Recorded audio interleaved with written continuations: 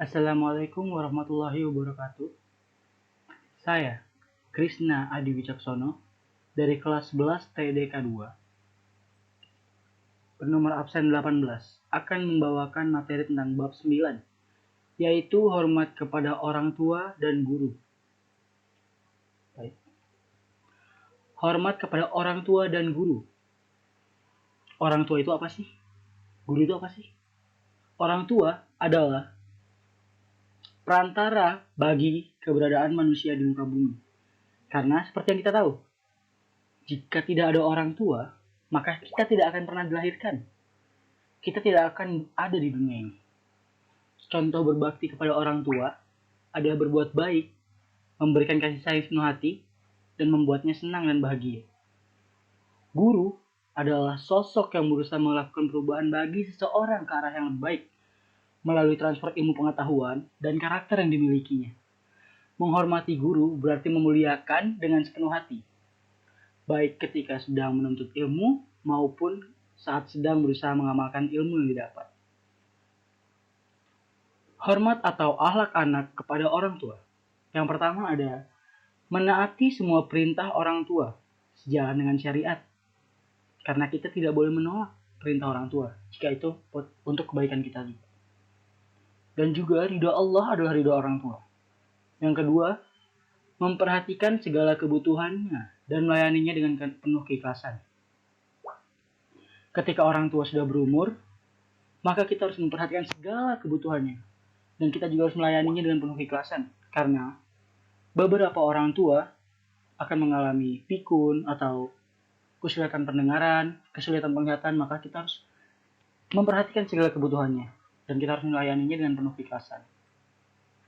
Yang ketiga, mencintai dengan sepenuh hati. Yang keempat, merendahkan diri pada keduanya, baik perkataan maupun perbuatan, dan diiringi dengan perasaan cinta. Yang kelima, sering berkomunikasi dengan hikmat dan bijak. Yang keenam, mendoakan keselamatannya. Sudah pasti, kita sebagai anak harus mendoakan keselamatan orang tuanya. Yang keenam, yang ketujuh, menyambung tali silaturahmi dengan teman dekat orang tua. Selanjutnya, berbakti secara sempurna dan melakukan yang terbaik. Kita harus berusaha melakukan yang terbaik untuk orang tua kita. Selanjutnya adalah sayangi dan hormati sepenuh hati. Selanjutnya, berkata-kata baik. Kita tidak boleh berkata-kata kasar depan orang tua. Yang terakhir adalah salah satu bentuk jihad adalah menjaga dan membela orang tua kita sendiri. Hormat atau akhlak anak kepada guru. Yang pertama, cintai dan hormati guru. Ketika guru sedang menerangkan, kita tidak boleh mengobrol sendiri.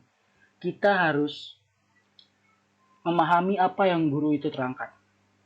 Yang kedua adalah mendoakan guru untuk kebaikan dunia dan akhiratnya. Kita harus mendoakan guru yang baik-baik. Jangan yang buruk-buruk, nggak boleh. Yang ketiga adalah bersikap tawadu di hadapannya, agar diberi kemudahan dalam proses menuntut ilmu. Yang keempat, jika ada perbedaan pendapat, diskusilah dengan cara sopan dan santai. Apabila berbuat salah, segeralah minta maaf. Yang kelima, menjaga ilmu yang diberikannya dengan cara mengamalkannya.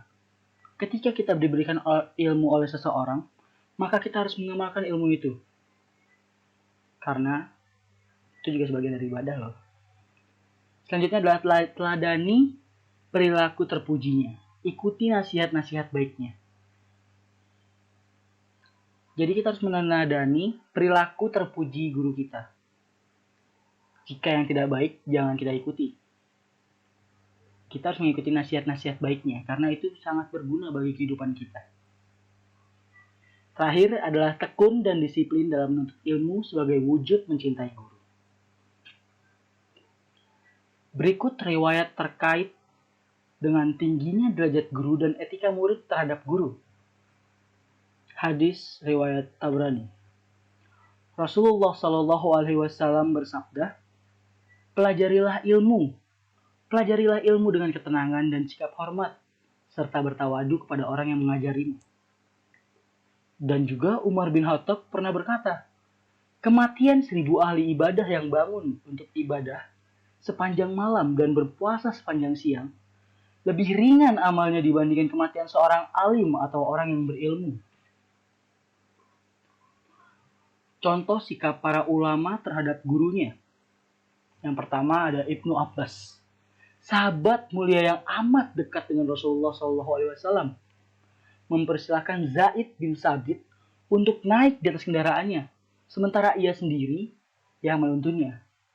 Lalu ia berkata, "Beginilah kami diperintahkan untuk memperlakukan ulama kami." Zaid bin Sabit sendiri mencium tangan Ibnu Abbas, lalu berkata, "Beginilah kami diperintahkan untuk memperlakukan keluarga Rasulullah SAW." Balas Zaid, hadis riwayah At-Tabrani. Dan tengoklah pula bagaimana rasa hormat Imam Abu Hanifah kepada guru beliau. Beliau mengatakan, "Aku tidak pernah sholat setelah guruku Hamad wafat, kecuali aku meminta ampun untuknya dan untuk orang tuaku." Rupanya, perbuatan ini menurun kepada Abu Yusuf, murid dari Abu Hanifah. Ia selalu mendoakan Abu Hanifah sebelum mendoakan kedua orang tuanya sendiri. Manaqib Imam Abu Hanifah.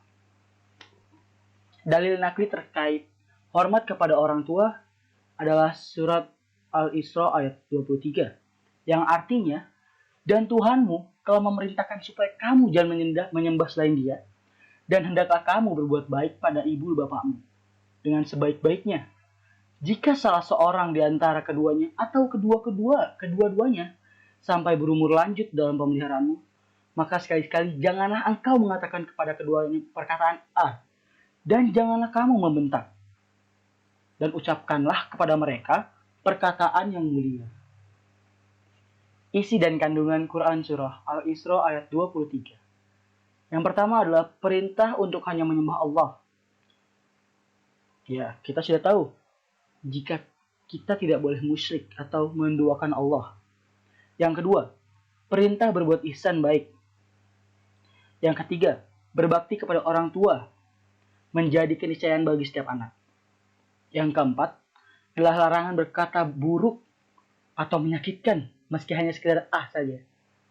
Yang kelima, berkomunikasi dengan adab dan akhlak mulia. Kita tidak boleh membentak orang tua, kita tidak boleh berkata kasar depan orang tua. Maka kita harus berbicara dengan adab dan akhlak yang mulia. Selanjutnya adalah hadis tentang menghormati orang tua. Dari Abdullah bin Amru, dia berkata, seseorang datang kepada Nabi SAW minta izin hendak ikut jihad atau berperang. Lalu Nabi SAW bertanya kepadanya, "Apakah kedua orang tuamu masih hidup?" Jawab orang itu, "Masih." Sabda beliau, "Berbakti kepada keduanya adalah jihad." Hadis riwayat Muslim. Isi dan kandungan hadis menghormati orang tua. Yang pertama, berjihad di jalan Allah merupakan tugas mulia dalam menegakkan ajaran Islam. 2. Batasan boleh tidaknya ikut berjihad. Salah satunya adalah pentingnya berbakti atau merawat orang tua. Yang ketiga, berbakti kepada orang tua dengan merawat dan berbuat baik kepadanya merupakan ibadah. Di sini kita tahu bahwa merawat orang tua atau membela mereka merupakan salah satu jihad di jalan Allah. Hadis tentang menghormati guru. Dari Abu Umamah Al-Bahili, ia berkata, 2 orang disebutkan di sisi Rasulullah SAW. Salah seorang adalah ahli ibadah dan yang lain adalah seorang yang berilmu. Kemudian Rasulullah SAW bersabda, keutamaan seorang alim dari seorang abid seperti keutamaanku dari orang yang paling rendah di antara kalian. Kemudian beliau melanjutkan sabdanya, sesungguhnya Allah, malaikatnya, serta penduduk langit dan bumi, bahkan semut yang ada dalam sarangnya, sampai ikan paus yang ada di dasar laut, mereka akan mendoakan untuk orang yang mengajarkan kebaikan kepada manusia.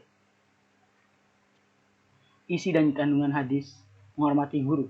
Yang pertama adalah tingginya derajat orang berilmu, alim, atau bisa disebutkan guru, bahwa derajatnya lebih tinggi daripada orang yang bangun pada malam untuk beribadah dan puasa setiap siang. Yang kedua adalah kewajiban menghormati guru.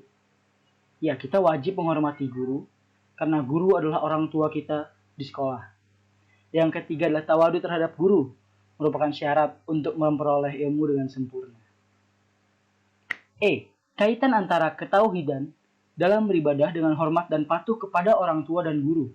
Yang pertama, perintah berbuat baik kepada orang tua dan hormat kepada guru adalah perintah Allah dan Rasul-Nya. Karena itu, jika kita hormat kepada guru dan berbuat baik kepada orang tua, kita akan mendapatkan pahala dari Allah Subhanahu wa taala. Yang kedua adalah sikap dan perilaku hormat dan patuh kepada orang tua dan guru merupakan bagian dari ketauhidan orang yang beriman dalam beribadah. Yang ketiga, berbuat baik kepada orang tua dan hormat kepada guru hanya terrealisasi bagi yang memiliki akhlakul karimah. Untuk memiliki akhlakul karimah, landasannya adalah iman. Sekian presentasi dari saya. Wassalamualaikum warahmatullahi wabarakatuh. Oke.